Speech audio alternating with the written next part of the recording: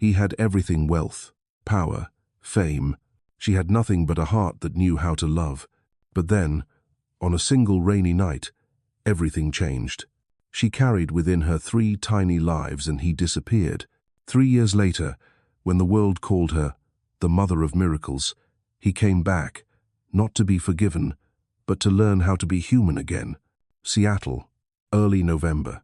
Rain fell like the city's habit, not loud, not harsh, just quietly tapping on the high-rise windows where golden light from offices spilled onto the wet streets below. In the Madison Holdings building, the lights were still on at the 42nd floor, where the man known as the Steel Machine of the corporate world sat alone. Stephen Madison, 38, the youngest billionaire ever to make the Fortune 100 list, was famous for his ruthless creed. No emotion, no mistake. Well, he was admired, feared, and rumored to have a heart that had long stopped beating for anything at all. On his desk, the laptop screen displayed the 6th consecutive report of failure in supply chain management.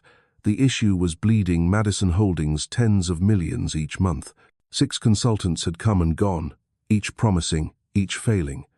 Stephen leaned back in his chair, lifted his cold cup of coffee, and closed his eyes in exhaustion. The next morning, as he stepped into the conference room, his assistant introduced him in a steady tone. "This is Julie Johnson, a supply chain analyst from Portland. She'll be working temporarily for 3 months to reassess our system." Stephen merely looked up just enough to see a young woman in a worn light grey suit, hair neatly tied, face bare of makeup, but her eyes were different. Instead of fear, they met him directly, calm, steady, unflinching. "Good morning, Mr. Madison," she said, voice low, clear, and confident. "I've reviewed all the data. The problem isn't the supply chain, it's how your departments communicate. They're operating on unsynchronized systems. If you allow me access to your internal platform for 3 weeks, I can fix it." The room went silent. Stephen raised an eyebrow. No flattery, no preamble, just a straight conclusion, something strangely rare in his world. 3 weeks? He asked, half skeptical, half intrigued. 3 weeks, Julie repeated, eyes never leaving his. "Or less if no one gets in my way." The corner of Stephen's mouth lifted slightly. "All right, you have full access. Good luck." And so, she began. Julie worked differently from anyone before her. No noisy meetings or flashy presentations. She went to the warehouses, spoke with staff, took notes, and listened. Her shoes got muddy, her coat soaked in Seattle's rain, yet her smile never faded. She treated every number as if it carried a story. Stephen received an email from her at 2 a.m., 2.5 weeks later. "The problem isn't in the data. It's due to the lack of trust among people." Attached, report. He opened the file, 72 pages. The solution was so simple, it was almost unbelievable. Efficient, elegant, and saving millions. He sat still, staring out the window at the rain-soaked city, and for the first time in years, Stephen felt warm. The next day, he called her to his office. Julie walked in, still as unassuming as ever. "You did in 2.5 weeks what 6 people couldn't do in 6 months, Stephen said slowly. Julie smiled lightly. "I didn't do it alone. I just listened. Sometimes, the answer lies with the people we never think to ask." Stephen studied her for a long moment. "I want you to stay. A permanent position. Double salary." Julie shook her head. "I can't." "Oh, why not?" "Because my mother's seriously ill. I'm working 3 jobs to cover the hospital bills. A full-time position means giving up the other 2. Stephen went quiet. He wasn't used to hearing the truth spoken so plainly. In his world, pain was always hidden behind polish. "How much do you need?" he asked. "I don't need your money," she said softly with a small, sad smile. "I just need time." "Hey." For the first time, Stephen saw in someone's eyes a reflection of himself, lonely, weary, but unyielding. And he knew she wouldn't leave his mind as easily as any contract ever had. In the weeks that followed, Stephen found excuses to keep Julie longer. "I need more data validation. I need you in the board meeting." In truth, he just wanted to hear her voice. She never flattered, never feared power. and had the habit of pausing before important words, as if to make sure the listener truly heard her. One late night, when only the white office lights remained, Stephen glanced over. Julie had fallen asleep over a stack of reports. He walked over and gently draped his suit jacket over her shoulders, a simple gesture, yet his chest tightened. Julie stirred at midnight and saw him still working. "You didn't have to do that," she murmured. "You need sleep more than I need conversation," Stephen replied without looking up. "You know," she said with a faint smile, "people call you Mr. Ice, but I think you're just someone afraid of the cold." The words were light as breath, yet unforgettable. After that night, they spoke more about work and childhood. Stephen told her about his father, who'd shattered his youth with cruel words. Julie spoke of the 17 foster homes she'd lived in. "People always leave," she said. "So, I learned to stand alone," Stephen answered. "I built walls so no one could get in. 2 different lives, sharing the same scar." One night, as fog wrapped around Seattle, he whispered, "You remind me that I still have a heart." Julie was silent momentarily, then said softly, "Sometimes, the heart just needs someone to listen." In that moment, the distance between them dissolved. No longer CEO and contract employee, no longer power and hierarchy, only 2 tired souls searching for warmth in a world far too cold.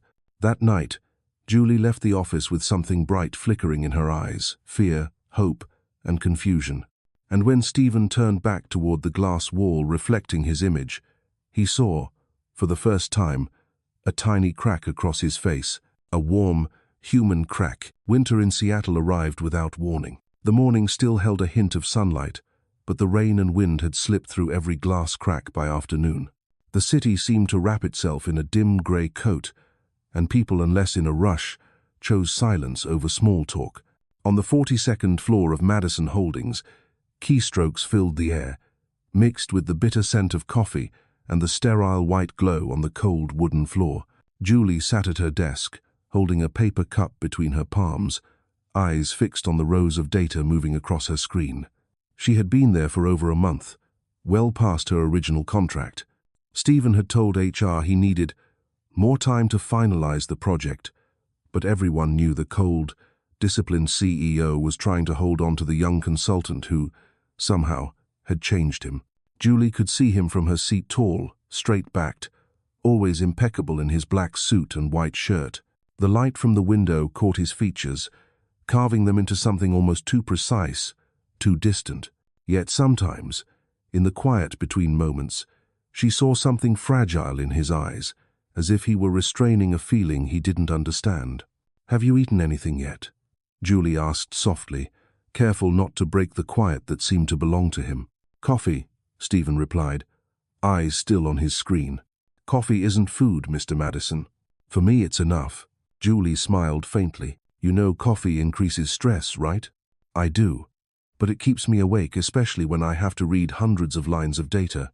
Sometimes, being too awake can be dangerous." He finally looked up, studying her. "Dangerous how?" Julie shrugged lightly.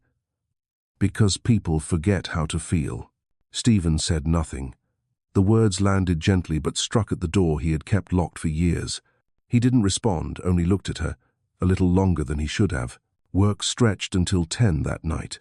Most employees had gone home, leaving only the sound of rain on glass.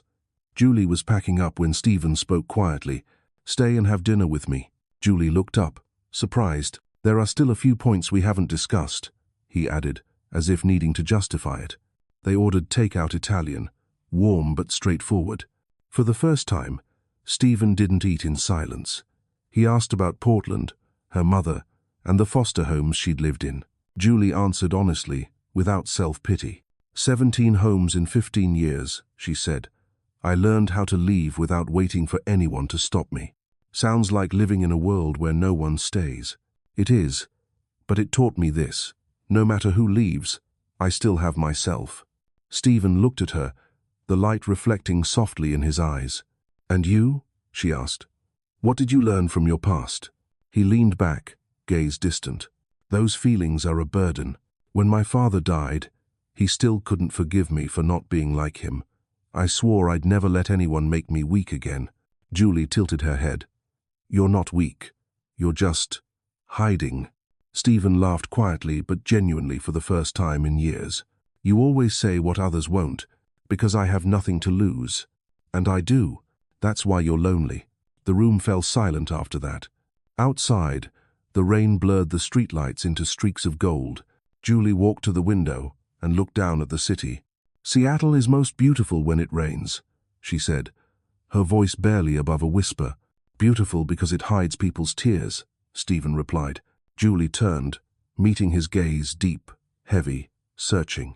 Between them, the sound of the keyboard was gone, along with titles and hierarchies. Only breath and heartbeat remained, mingling with the rhythm of rain. Stephen stood, taking a slow step toward her. He stopped, just inches away. Julie, he said softly, I'd forgotten what it feels like to just talk like this. And, she looked up, trembling, I'd forgotten what it feels like to be heard. The space between them disappeared. When their lips met, the world inside that room fell silent. No music, no promises, only truth. Two weary souls finding each other on a cold, rainy night. Morning light crept through the blinds. Seattle was still raining, but softer now, like someone's quiet sobs had turned to breath. Julie awoke on the leather sofa in Stephen's office, his suit jacket draped gently over her shoulders. The warmth lingered, but the room was still. She sat up, wrapped the jacket around herself, and looked around. He was gone. Only a folded note lay on the desk. Neat, sharp handwriting. Had an early meeting. Thank you for staying. S. That was all. No promise. No feeling. Julie held the note, her chest hollow. She understood. Last night had been a mistake, at least. For him. She stood, picked up her coat, and glanced at her reflection in the glass. Her face was pale, hair tousled, eyes still unsteady. Everything in the room was the same except her. Different, because she dared to open her heart. When Stephen returned, Julie was gone. The coffee cup she'd held sat on his desk, still faintly warm. He stared at it for a long time, then threw it away. In the days that followed, they saw each other again in meetings, hallways, elevators, but between them was a silence thicker than any wall. Julie never met his eyes for more than 3 seconds. Stephen never repeated her name. Both chose silence, as if that could erase that winter night. Yet every time it rained, Julie remembered. She remembered his eyes, his low voice, his hand holding hers when the world outside was nothing but rain and breath. She told herself it was just a moment of weakness, something to forget. But her heart still ached on long nights as the city blurred in fog. And Stephen, he buried himself in work, contracts, meetings, the endless grind of empire building. But his chest tightened each time he passed the chair where Julie once Saturday. One late afternoon, Julie came to see him. I'll be finishing the project this week, she said evenly. You could stay. I need someone like you. No need. The work's done. Julie, let's pretend that night never happened. Nas. She smiled a small, aching smile. Stephen said nothing. He just watched her walk away, that small figure down the long hallway, her footsteps echoing softly against the cold marble floor. When the elevator doors closed, he exhaled slowly. Something inside him had fallen heavy as the last drop of rain striking the window pane. Back at his desk, he saw the note she'd left after the final meeting. Project completed. Thank you for the opportunity. Julie J. Gaius. Stephen held the note but didn't throw it away. He folded it carefully, slipped it into a drawer, without knowing why. Outside, the rain kept falling, and on the 42nd floor, the man who once believed he couldn't love had begun to miss someone. Morning in Portland. Fog blanketed the rows of trees along the Willamette River. Julie sat in her small rented apartment, pale light slipping through the curtains. The pregnancy test trembled in her hand, 2 red lines clear, undeniable. She froze. Every sound around her, cars, children's laughter, the ticking clock, faded into a dull blur. A wave of shock and warmth rushed through her chest. In that moment, she thought of him. Stephen Madison, the man she knew she shouldn't love but did anyway. She whispered his name. Stephen. Her voice echoed softly in the empty room, like a call lost in the void. For days, Julie couldn't sleep. She counted the hours, weighing every possibility. She hadn't told anyone, not even Rosa, her close friend in Portland. Two voices argued in her head. A child is sacred, but he will never want it. She sat for hours before the mirror, her hand resting on her flat stomach, trying to imagine what was growing inside. Sometimes she smiled. Sometimes she cried without reason. On the fifth day, Julie decided she had to tell Stephen. She wrote an email, deleted it, rewrote it, and finally settled on being direct. "Are you free to meet? There's something important. Just a few minutes." His reply came quickly. "Tomorrow, 3 p.m., in my office." She didn't sleep that night. She chose a simple dress, tied her hair neatly, and steadied her breathing. When the elevator doors opened on the 42nd floor, her heart pounded as if trying to escape her chest. Stephen was standing by the window, looking down at the city. He turned when he heard her footsteps. "Julie," he said with a polite nod. "It's been a while." His voice was low, formal, but there was a distance in it she had never heard before. Julie swallowed hard. "I'll get straight to it. I'm pregnant." The room fell utterly silent. Stephen's expression changed not with shock, but with an instant, cutting coldness. He slowly set his coffee cup down. "Are you sure?" Julie nodded. "I tested. More than once." "How many weeks?" "About 6. And Stephen studied her, as if calculating something behind his eyes. "What do you want?" Julie stepped back half a pace. "I didn't come to ask for anything. I just thought you should know." "What exactly do you expect me to do with that information?" Her throat tightened. "I don't know. I just wanted to tell the truth." "Julie," he interrupted, his tone steady and glacial, "we're both adults. You know that night was a mistake. If you choose to keep the baby, that's your decision. I'm not involved." The words landed between them like a blade. Julie stood still. The man who had once draped his jacket gently over her shoulders was gone, replaced by this stranger of ice. "You really believe that?" she asked softly, voice trembling. "I don't believe. I know. You're not going to take responsibility." "No, I'm not ready to be a father. But this child is yours." Stephen looked her straight in the eyes. "Go have the baby alone." 4 words sharp enough to tear her heart open. Julie didn't cry, didn't scream. She nodded, like someone waking from a long dream. "Thank you for being honest." She turned and walked out before he could say another word. Stephen shut his eyes and took a deep breath when the door closed. His chest felt heavy, suffocating. He didn't understand why his heart hurt, only that he couldn't stand feeling out of control. Outside, the cold and relentless Seattle rain lashed against Julie's face. She stood on the sidewalk, looking at the gray sky, her tears blending with the rain. 3 days later, Julie received an email from HR. "We regret to inform you that your consulting contract will end earlier than expected." No explanation. No thank you. She understood immediately. Stephen had done it. Julie packed her things, left her tiny apartment, and moved back to Portland. Her mother, Irene, lived in a low-cost nursing home in the suburbs, her heart condition worsening. Julie visited, hiding the pregnancy. She didn't want her mother to worry. "You look tired," her mother said. "It's just work, Mom. Don't let people take advantage of you, Julie." The words caught in Julie's throat. That night, lying on her old bed, she placed her hand on her stomach. "We'll be okay," she whispered, almost to herself. "I promise." But the hospital bills grew, her side jobs were cut, and her savings dwindled. She applied for new work, but as her belly began to show, rejection followed. "We need someone who can commit long-term." "You're pregnant, aren't you?" I can still manage," but one door after another closed. One late afternoon, during a checkup at the public clinic, the doctor frowned at the ultrasound screen. "Julie, I need you to stay calm." Her hands gripped the edge of the table. "Is something wrong?" "No, not bad news, just unexpected. You're not carrying one baby. It's 3. 3. 3 heartbeats." The room spun. Julie laughed through her tears, terrified and awestruck. 3. Really? Yes. They're healthy. But you'll need support physically, financially, Emotionally, Julie walked out into the rain, clutching the ultrasound like a treasure. She didn't know whether to cry or laugh. Alone, broke, and homeless, yet carrying 3 lives inside her. The weeks that followed were a fight for survival. She moved into the Haven Women's Center, a shelter for homeless and pregnant women.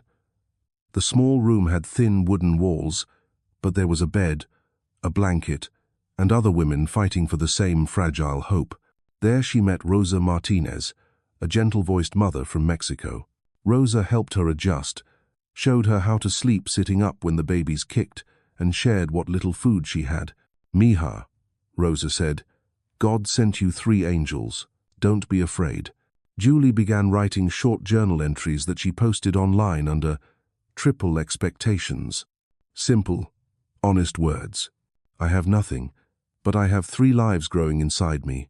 Every time they kick, I feel a little stronger." Strangers began to read. Messages of encouragement arrived. Single mothers reached out, sharing their stories. From loneliness, Julie built a small community, people with nothing but faith that they could still live with dignity, even when the world turned away. Meanwhile, in Seattle, Stephen kept working as if nothing had happened. But some nights, when the office was quiet and the city lights blurred through the rain, he thought of Julie, of her eyes that day. And though he never admitted it, a part of his heart had never truly gone still. The rain hadn't stopped. February in Portland was damp and bone-cold. Julie walked along a narrow street, clutching a small bag of her remaining belongings, a few clothes, a notebook, and the folded ultrasound tucked safely in her wallet. She had just been evicted from her monthly rental. "It's not in line with our policy, Miss Johnson," the landlord said, avoiding her eyes. "I'm sorry, pregnant tenants are difficult to manage." She said nothing, only nodded, packed her things, and stepped into the rain. No home, no job, no one is waiting. Inside her, 3 tiny lives kept growing. Julie slept in her car that night, an old sedan, the last thing she owned. She cracked the window open, wrapped herself in her coat, and tried to sleep, but couldn't. Each gust of wind against the glass made her flinch. In the darkness, the sound of rain mixed with the wild rhythm of her heartbeat. At dawn, as the streetlights dimmed, she searched on her phone. "Shelter for pregnant women near me." Oh. The first result appeared: Haven Women's Center, 3.4 miles away. Julie drove there, unsure what she hoped for. A beige 2-story house appeared behind a row of trees. On the sign out front, it read, "We hold hands until you can stand." The woman at the door was named Rosa, short, warm-skinned, with kind eyes. "You need a place, Mija?" Julie nodded. "Just for a while, until I can find work." Rosa smiled, touching her hand gently. "Here, no one asks where you'll go next. You stay as long as you need." Her room number 7 had a single iron bed, a thin blanket, and a small window overlooking the back garden. But that night, Julie truly slept for the first time in weeks. The next morning, she woke to the smell of coffee and baked bread. Rosa and a few other women were making breakfast in the shared kitchen. Laughter filled the air. Children ran between the tables. An old radio played soft music.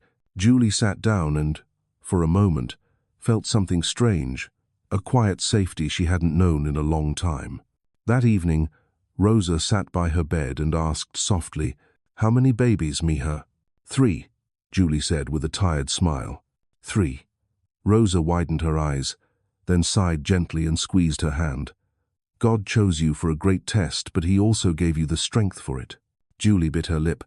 "I'm not sure I'm that strong." "No one ever is," Rosa said. "But you'll learn, one day at a time." "No."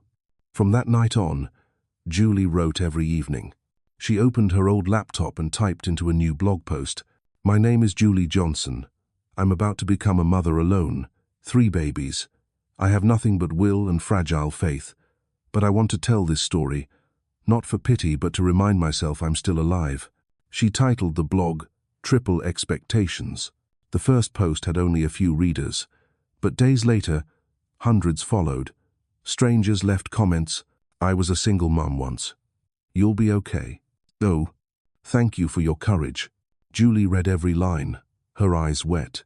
For the first time in months, she felt she wasn't truly alone. By March, faint sunlight began to return to Portland, but Julie still lived at the shelter. Her belly grew faster than expected. Every morning, she walked around the small garden, breathing deeply. Rosa often joined her, holding a cup of tea. 3 babies, Rosa said. Have you chosen names yet? Julie shook her head. I'll name them when they arrive. I want to see their faces first. At night, when everyone slept, she kept writing. Someone asked if I'm angry at their father. I am. But anger won't feed my children.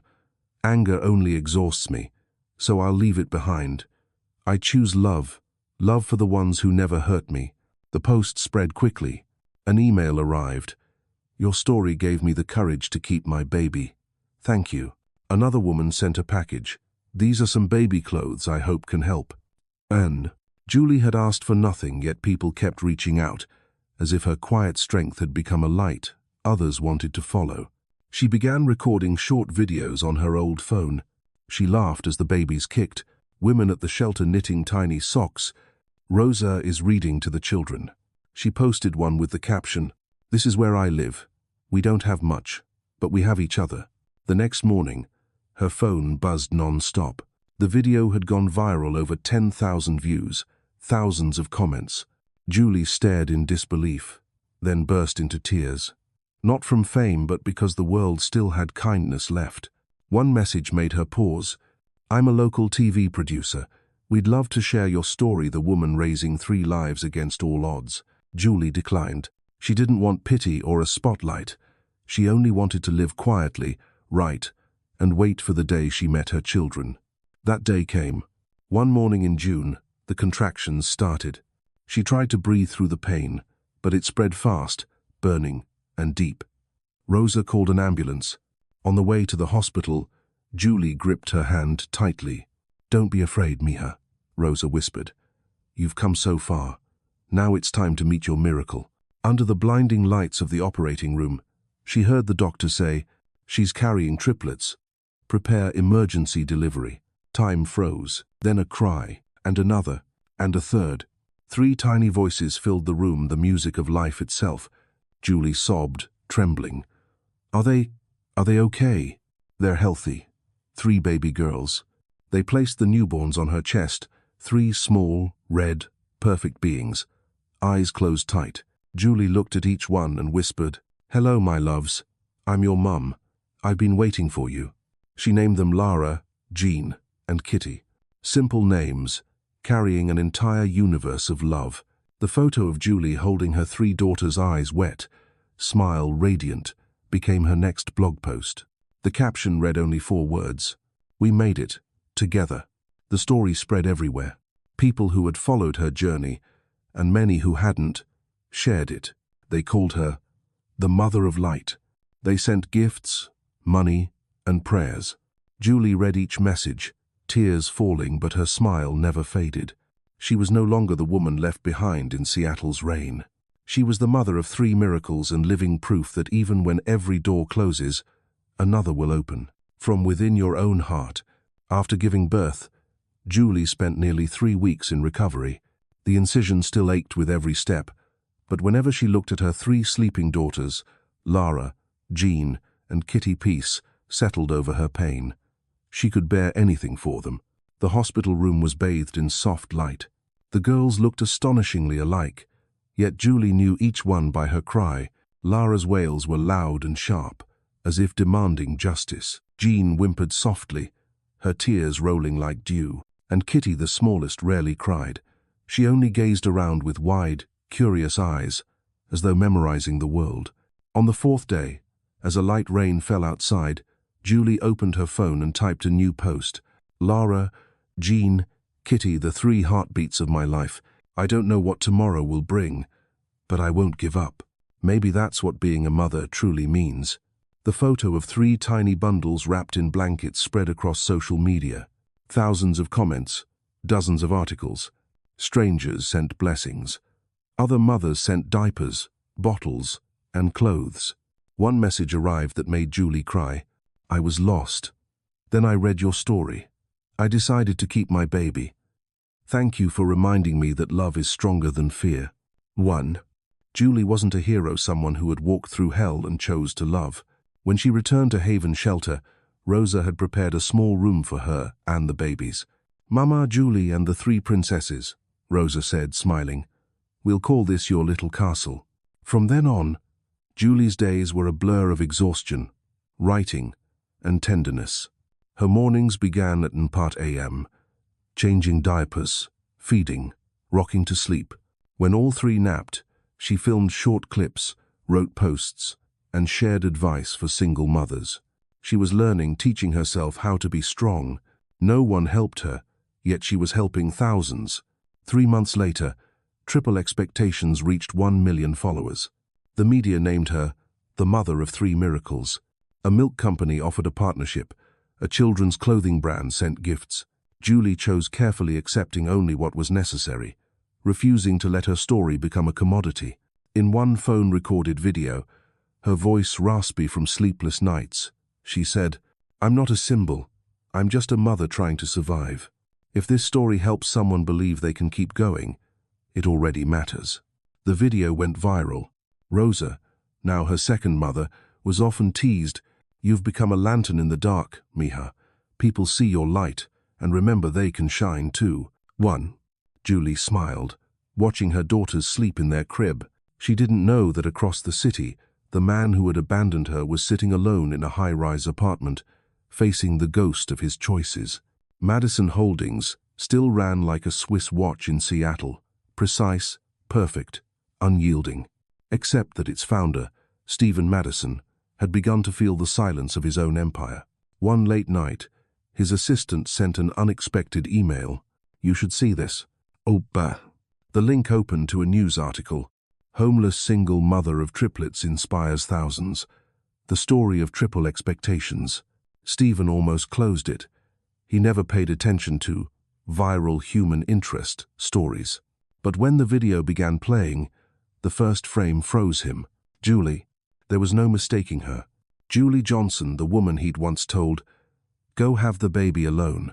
She sat on a worn wooden chair, hair tied back, eyes tired but smiling. 3 babies lay in her lap, identical, impossibly beautiful. Stephen couldn't look away.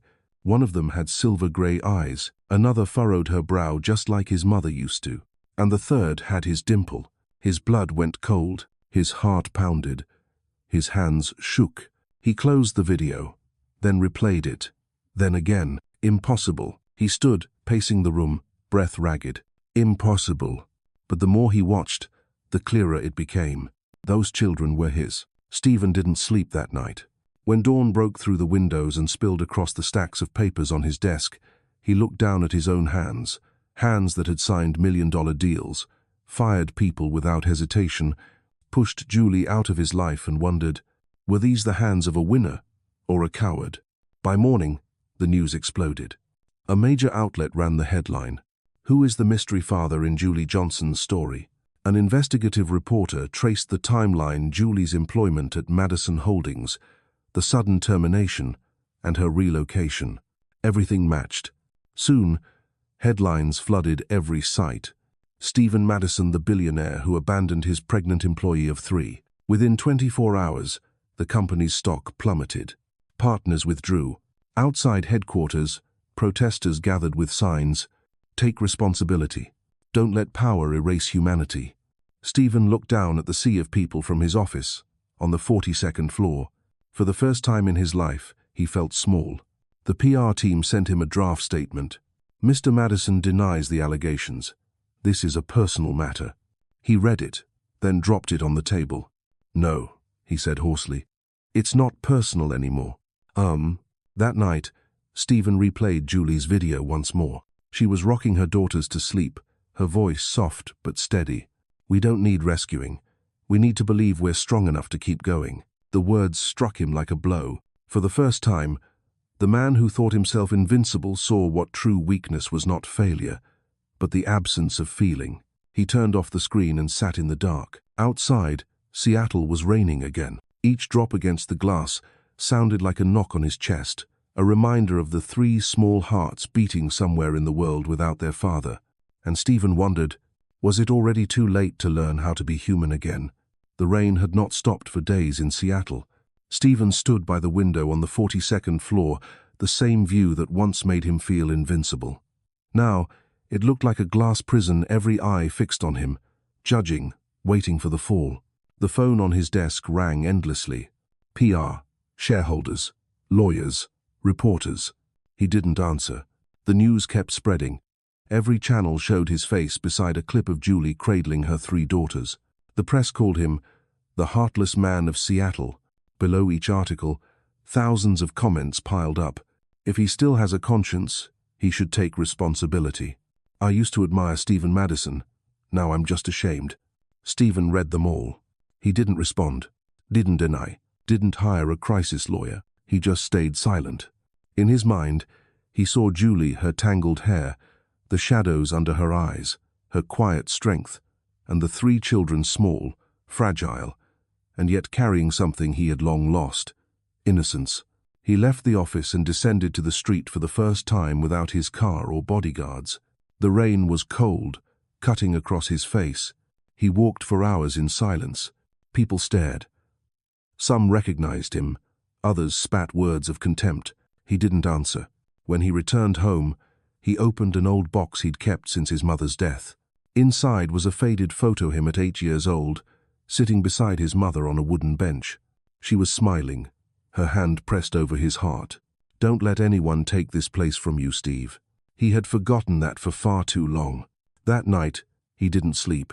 The next morning, he stepped into the boardroom and announced his resignation. Indefinite. The room fell silent. "I need to fix myself," he said quietly, "before I can lead anyone else." No one spoke. He walked out of the building, stripped of title, power, and armor, just a man trying to reclaim his humanity. He drove south through the night, toward Portland. Along the way, he stopped at a small roadside shop and bought a teddy bear. He didn't know why. Maybe because the emptiness inside him needed something soft to hold, something that reminded him of the lives he had never held. At the gates of Haven Women's Center, he stopped. The old sign faded, the paint peeled, and trees swayed gently in the wind. He stood by the fence, heart hammering. Then he saw her, Julie, pushing a stroller, her 3 babies curled up beneath blankets. She wore a long coat, her hair tied back. Her face was tired but peaceful. The sight made him forget to breathe. He stepped closer. Julie looked up. Their eyes met and time froze. She stood still, then said quietly, "What are you doing here?" I wanted to see them." "Them?" Her lips curved in a bitter smile. "You can say that word now?" Stephen said nothing. Julie placed a protective hand on the stroller between him and the children. "You don't belong here, Stephen. You have no right." "I know.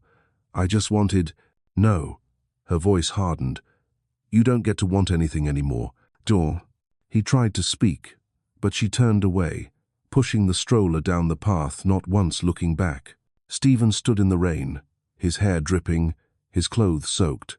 He looked down at the teddy bear in his hand, not knowing what to do with it. He had once commanded an empire, but now he didn't even know how to speak to his child. He didn't leave Portland. He rented a small apartment near the shelter and lived quietly. He walked past Haven's garden every morning to glimpse Julie and the girls. He never approached. He just needed to know they were safe. Weeks later, he visited the Emerald Heart Community Center, which supported single parents, one that Julie had mentioned in her blog.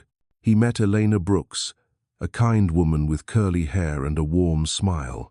"I'd like to help," he said. "Do you have experience?" "No, but I have 2 hands and time." Elena studied him. "Your name?" He hesitated. "Steve. Just Steve." His first job was washing dishes after a community meal. The hands that once signed billion-dollar contracts now held a sponge that stung his skin with soap. But oddly, he didn't feel humiliated. He felt lighter.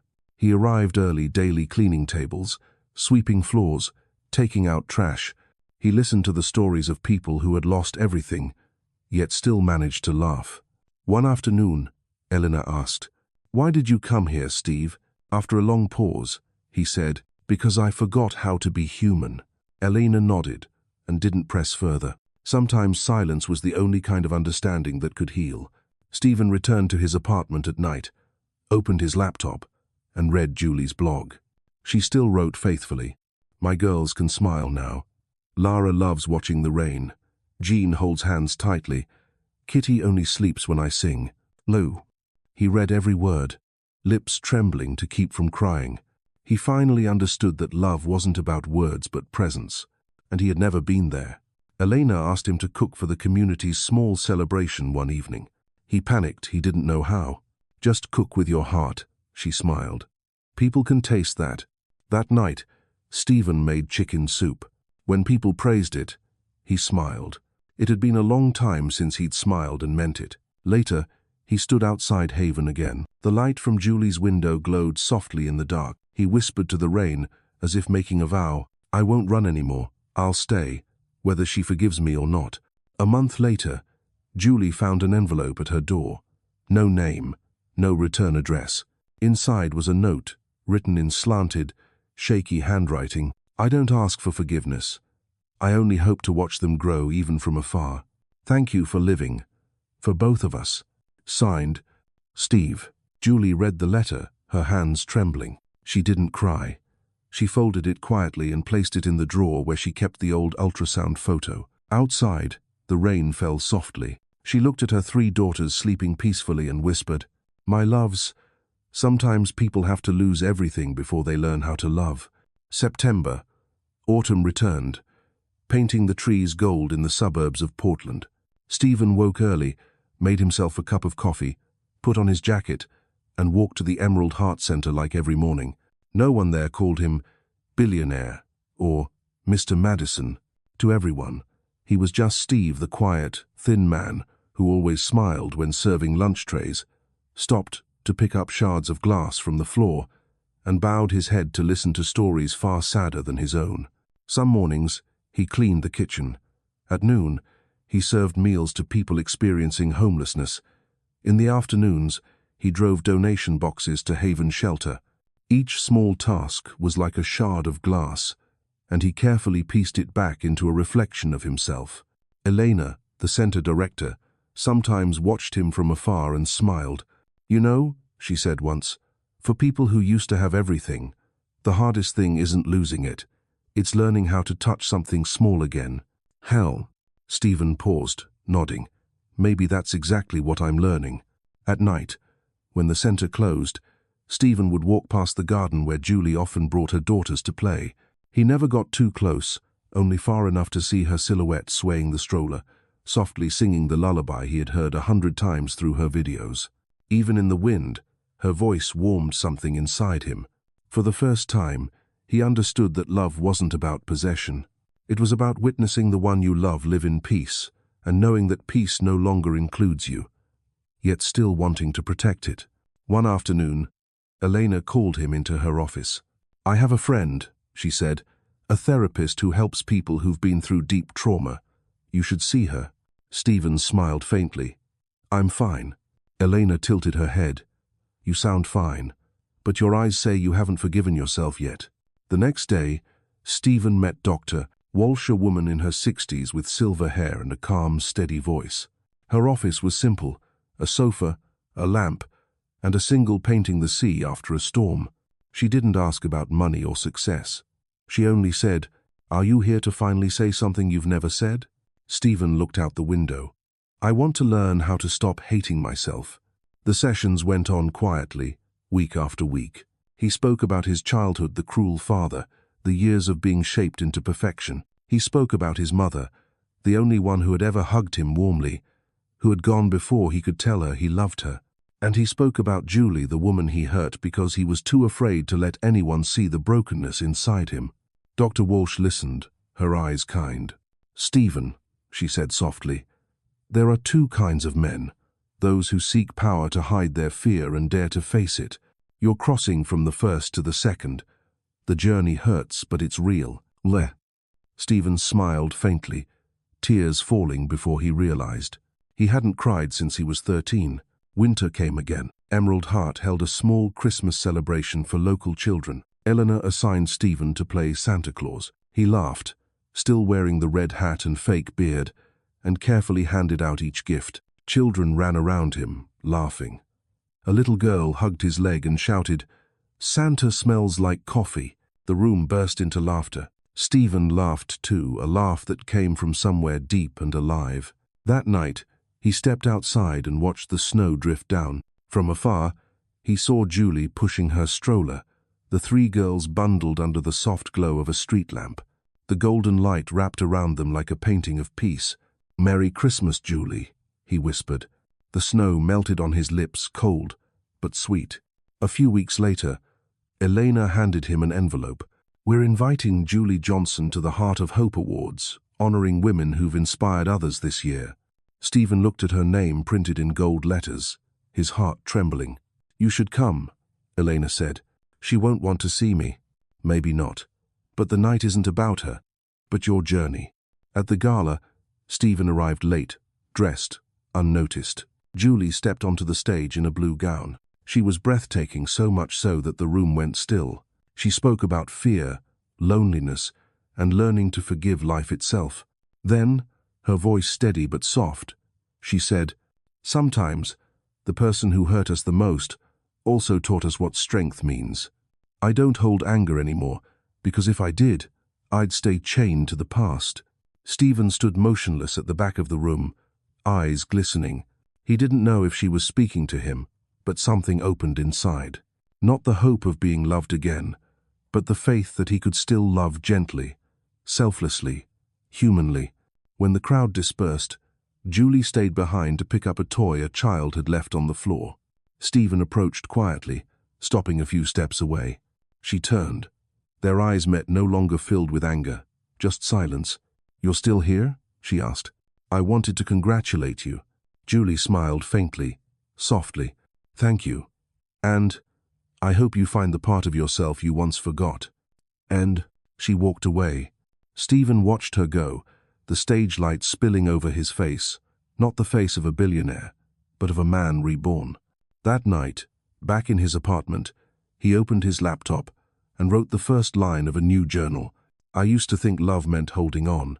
Love means being present, even when the other no longer needs you. Tomorrow, I'll go back to work at the center. Tomorrow, I'll try to live a little kinder than today." Betrayal. He saved the file, closed the computer, and looked out the window. The rain had stopped. Only the wind remained gentle, like the sound of a new beginning.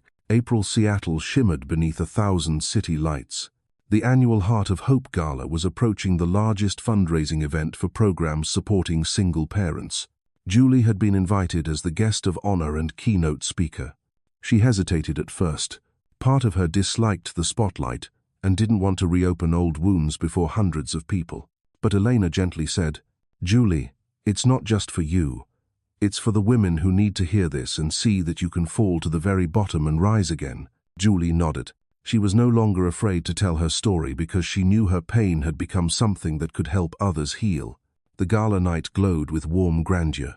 Crystal chandeliers sparkled above the riverfront ballroom. Soft jazz played beneath the hum of conversation.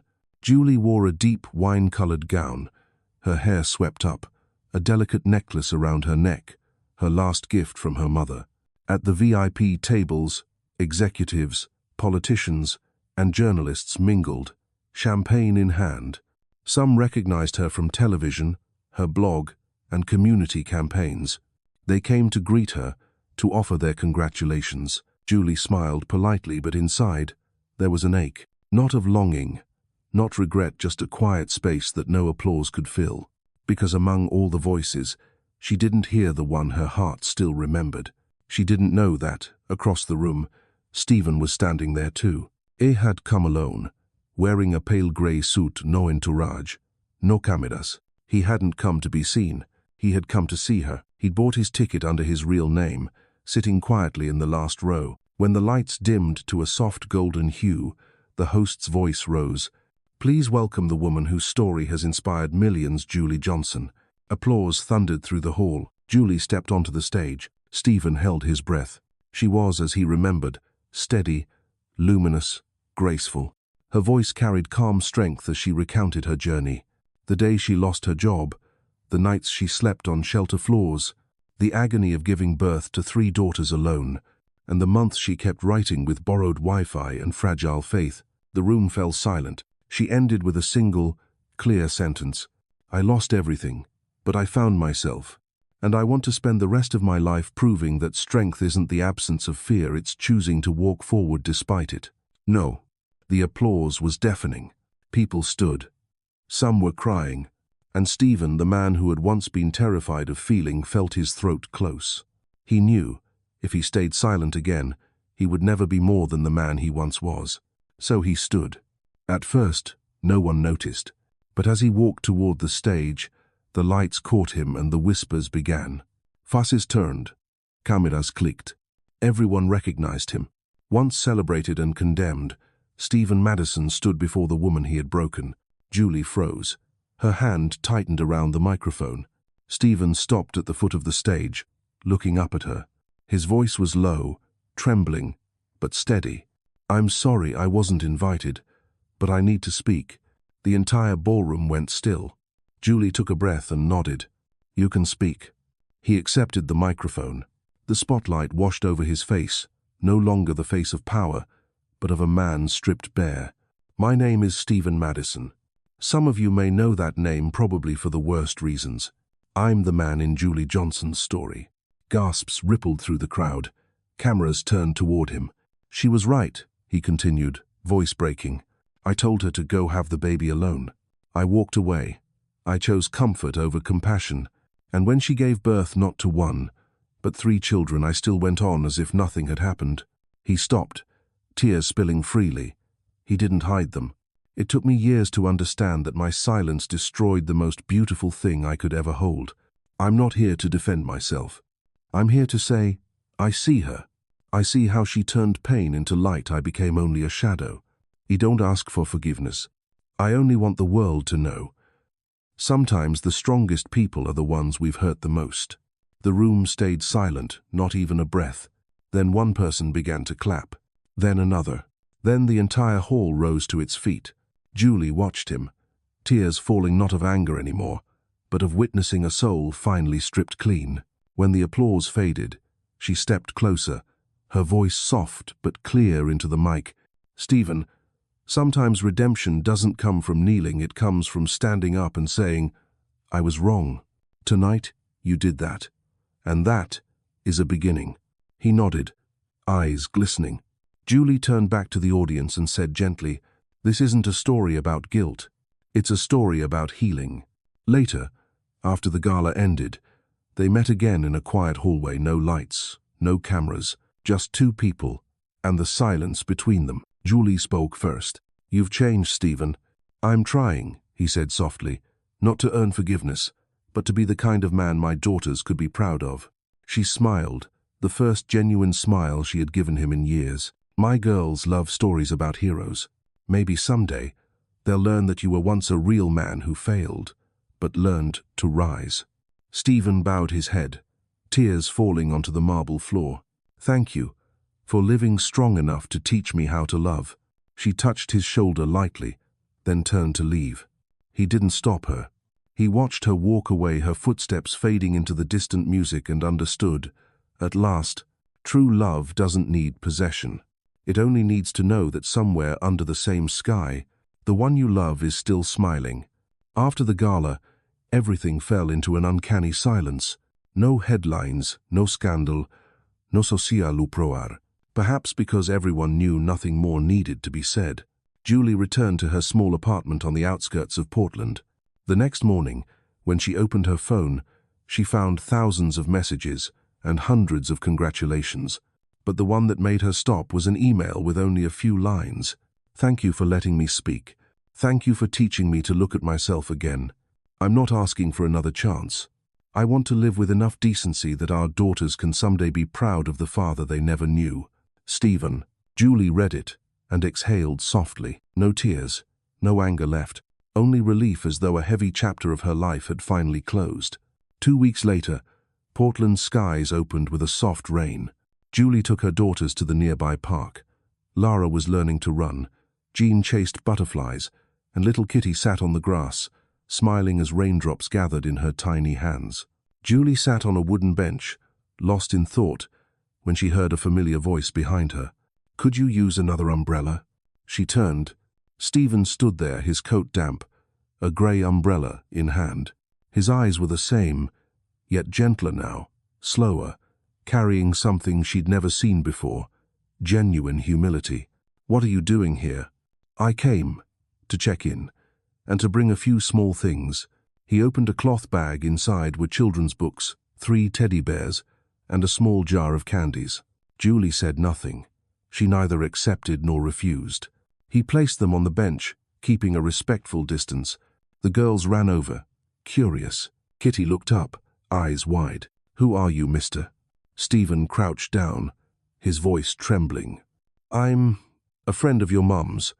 You can call me Steve." "Do you have candy, Mr. Steve?" Jean asked, eyes sparkling. "I do," he smiled, "but only if you share." The girls giggled in delight. Julie almost stepped in but stopped. Watching Stephen sit cross-legged in the wet grass, carefully dividing candies among 3 giggling toddlers, she saw something she'd never seen before. He wasn't the billionaire, nor the ruthless man from her past. He was simply a father, awkward, gentle, learning to do the simplest, most human thing. Then Kitty placed a candy in his hand. "This one's for you, Mr. Steve."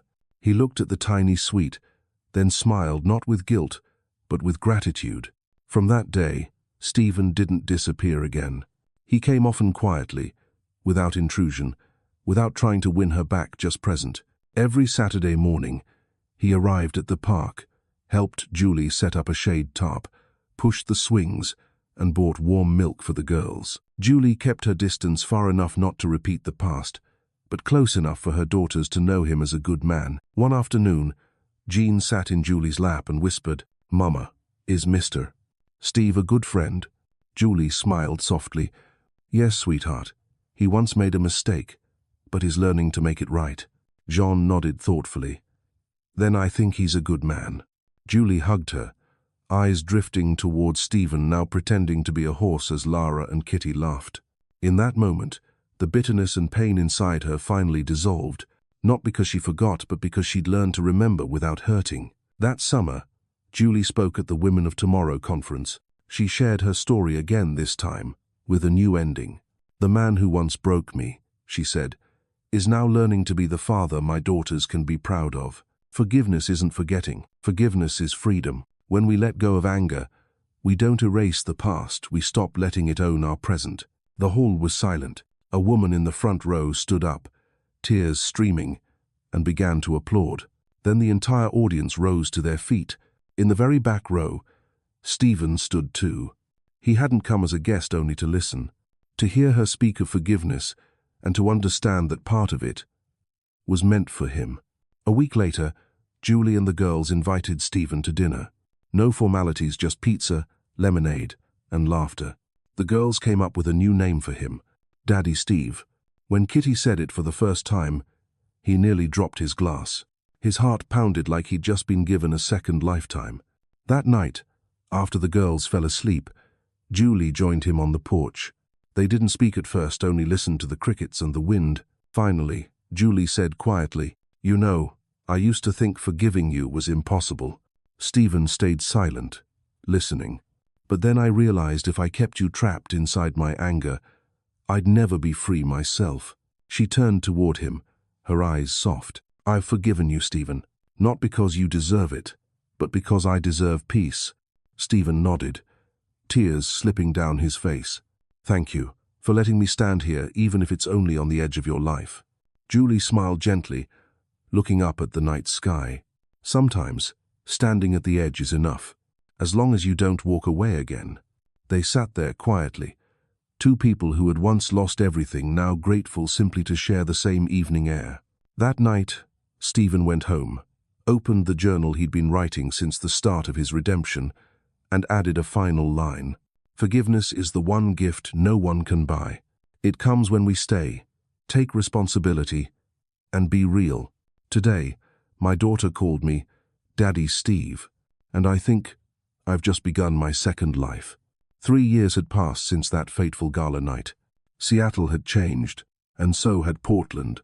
Julie and her 3 daughters now lived in a small white house on the city's edge, with a patch of grass, maple trees, and an old swing swaying beneath their shade. Every morning, the laughter of the girls filled the yard. Kitty swung high on the old swing.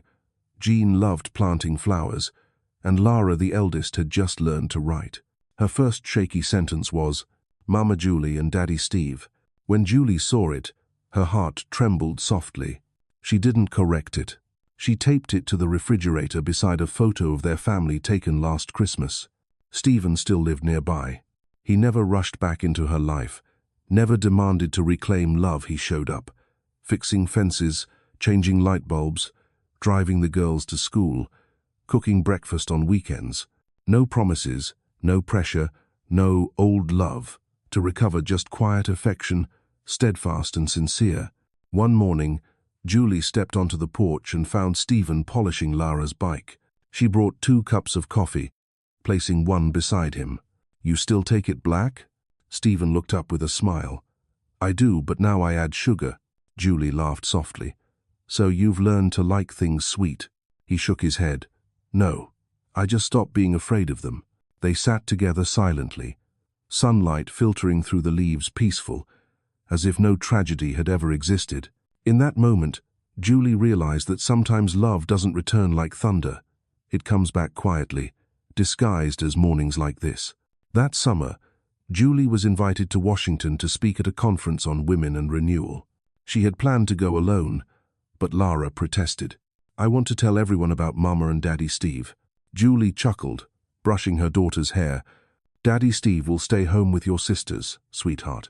But I want to bring him too, then Saif." So, in the end, all 4 of them went. The old SUV rolled down the highway, tall pine trees on both sides, golden sunlight flickering through the windows. Jean dozed on her mother's shoulder, Kitty played with her worn-out doll, and Stephen, the man who once drove the most expensive cars in the world, now drove carefully, humming along to the radio. Julie glanced at him. There were streaks of grey in his hair now, but his face looked lighter, freer. His eyes held gratitude, as if every ordinary moment with this family was a gift he'd never believed he deserved. That night, after the girls had fallen asleep, Julie stepped out to the balcony. The air was cool, and the city lay below. Stephen joined her, carrying 2 cups of hot cocoa. "You spoke beautifully today," he said softly. "When you said forgiveness is how we learn to love ourselves again, I realized that's the sentence I've been waiting my whole life to understand." "When?" Julie smiled. "And do you understand it now?" "I think I do, because I'm living each day without being afraid to love anymore." For a moment, they said nothing. Julie reached for his hand slowly, gently. Not like before, not impulsively or out of longing, but like 2 souls who had traveled a lifetime to meet again as human beings. She whispered, eyes on the horizon, "Maybe, after everything, that's what love really is, not about having each other, but helping each other live better." Stephen nodded, squeezing her hand. "I don't need the past to come back. I want to keep walking, even if it's half a step behind you." Julie turned to him. Her eyes were no longer angry or pity, only love. A love that had passed through pain, loss, and remorse emerged as something weightless, whole, and quietly alive. Kitty ran into the hotel courtyard the next morning, shouting when she saw the sky. "Mama, Daddy Steve, there's a rainbow." Julie laughed, turning to Stephen. "I guess rainbows only come after the rain, don't they?" He smiled, watching the girls play.